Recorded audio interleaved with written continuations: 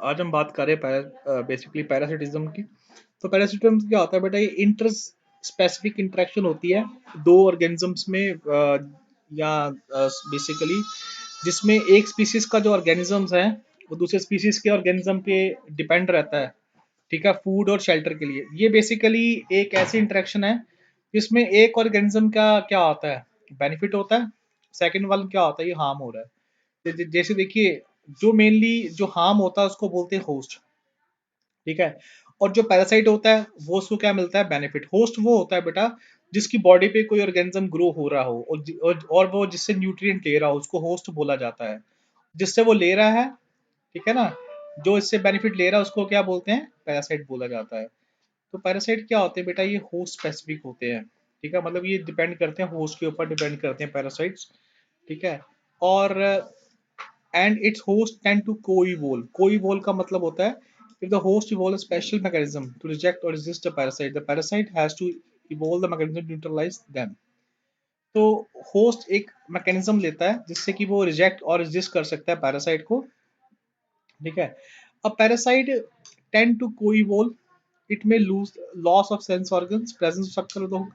अब देखिए पैरासाइट की बॉडी पे क्या शक्कर भी हो सकते हैं, हुक्स भी हो सकते हैं, जिसकी हेल्प से वो आपके होस्ट ऑर्गेनिज्म से बेटा क्या लेता है, न्यूट्रिएंट वगैरह लेता है। अब पैरासाइट एडेप्टेशन क्या है? देखिए पैरासाइट एडेप्टेशन क्या है, पैरासाइट के पास या तो कोई वोल्फ होगा, या तो उसके पास कोई सेंस ऑर्गन नहीं होंगे, या वो क्या उसकी बॉडी पे क्या होंगे बेटा, शक्कर हुक्स होंगे, जिसकी हेल्प से वो न्यूट्रिएंट लेता है होस्ट ऑर्गेनिज्म से। और पैरासाइट के पास कोई डाइजेस्टिव सिस्टम में नहीं होगा, ताकि तभी तो वो जो डाइजेस्टेड फूड है वो आपका डायरेक्ट होस्ट से ले रहा है। और इसके बाद जो रिप्रोडक्टिव कैपेसिटी क्या होती है बेटा, ज्यादा होती है। देखिए, some parasite have complex life cycle and generally have one or two intermediate host, ठीक है। कुछ पैरासाइट का बेसिकली क्या है, जो लाइफ साइकिल वो काफी कॉम्प्लेक्स रहता है। इंटरमीडिएट उनके बीच में कुछ इंटरमीडिएट होस्ट भी होते हैं।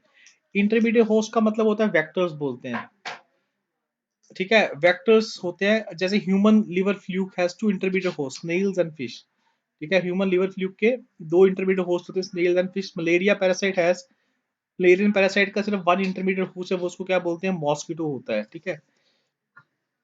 और जो ह्यूमन लाइस हैं, टिक्स आर एक्टो पैरासाइट। देखिए पैरासाइट दो तरह के हैं, जो बाहर एक्ट करते हैं एक्टो पैरासाइट होते हैं, जैसे human lice and ticks ecto parasites हैं, ठीक है।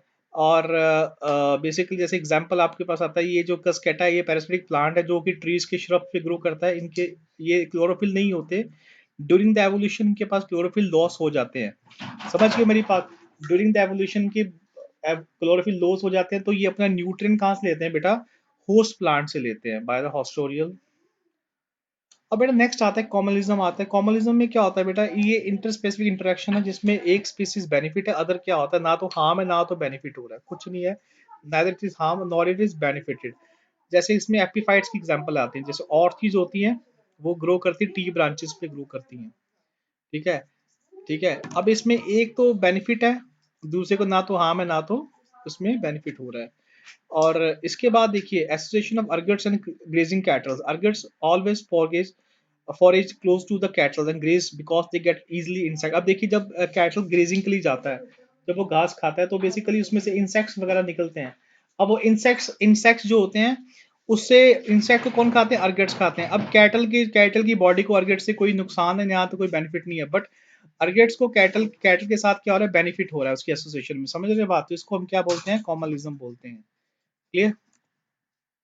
एक आता है म्यूचुअलिज्म। म्यूचुअलिज्म क्या मतलब है बेटा, ये एक इंटर स्पेसिफिक इंटरेक्शन है, एक ऑर्गेनिज्म की इंटरेक्शन जिसमें कि दोनों के दोनों ऑर्गेनिज्म को बेनिफिट मिलता है। जैसे आप देखिए लाइकन की कहानी देखिए, लाइकन क्या है, ये एक सिम्बायोटिक एसोसिएशन है एल्गी और फंजाई का, ठीक है, जिसमें कि जो आपके फंगस होती है वो रॉक्स पे ग्रो करती है ना, रॉक्स पे ग्रो करती है और रॉक से न्यूट्रिएंट लेकर आती है। और जो एल्गी होता है वो फंगस के ऊपर ग्रो करता है, और जो फंगस है वो न्यूट्रिएंट लेके एल्गी को देती है, और एल्गी क्या बनाता है, फूड बनाता है फोटोसिंथेसिस के साथ।